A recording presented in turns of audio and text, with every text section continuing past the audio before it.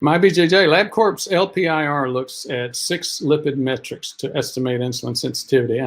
Yeah, I've seen that one. LDL particles, HDL particles, VLDL size, and LDL size, HDL size. What are your thoughts on this lipid panel to estimate IR?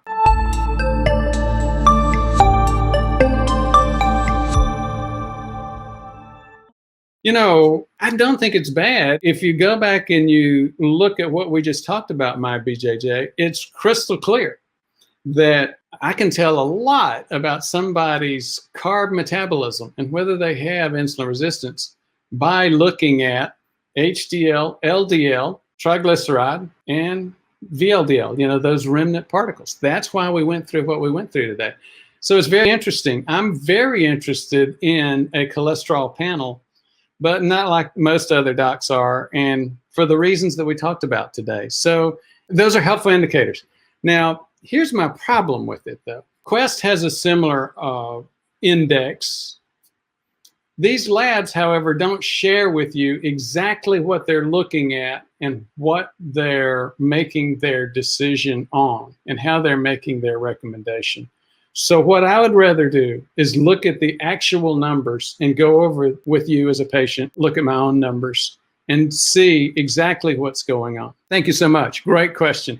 I scored the ideal category for all 6 LPIR markers without any meds. LabCorp says I'm in the most insulin-sensitive group.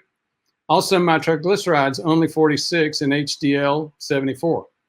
Those are some impressive numbers. Triglyceride over HDL ratio is 0.62, yet my fasting blood glucose is often 100 to 110. Well, again, there's nothing like looking at the real data and the direct data. Now, one thing I would say, though, just given what you've told me so far, BJJ, you obviously have some of what's called the dawn effect. The dawn effect is when in the dawn, the early hours of the morning, well, all of us tend to have our spike of cortisol in the dawn, in the early morning. So all of us tend to have our highest natural blood glucose levels in the early morning like that. So even though you have some dawn effect, you obviously are managing it very, very well. And I'm not too worried about that if those are some of the biggest glucose numbers you're seeing. I'm obviously would be very interested to see what your numbers are after a challenge. I said a few minutes ago, those are often the highest numbers for people, natural numbers, meaning numbers that are not created by a challenge.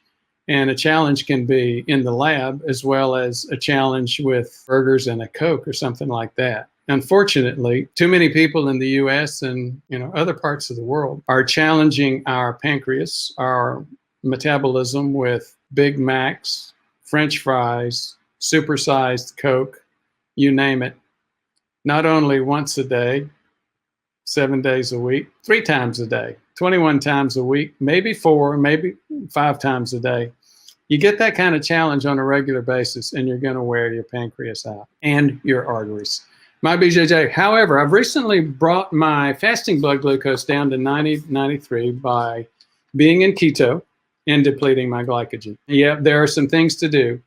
I will tell you this, a lot of people get really, really worried about their dawn effect. If you're managing your carbs and managing your blood glucoses during the rest of the day, I have to often counsel patients, don't be quite so concerned about a morning blood glucose of 1 to 110. Those are not dangerous levels like 180, 200 for somebody who's got significant glucose metabolism problems and eating, obviously, sometimes the wrong stuff.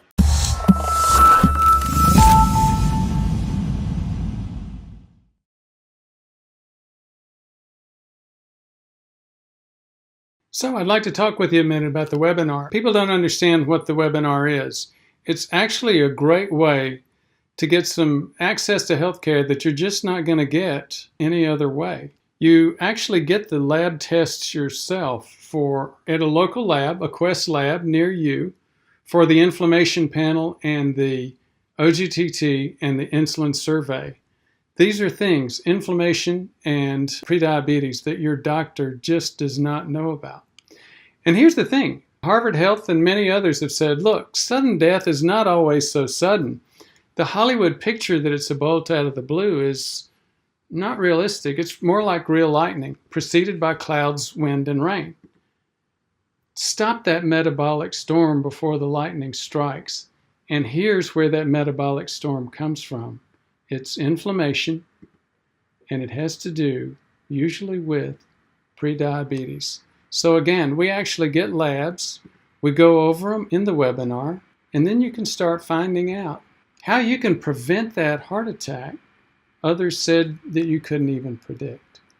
We can show you how. Thanks.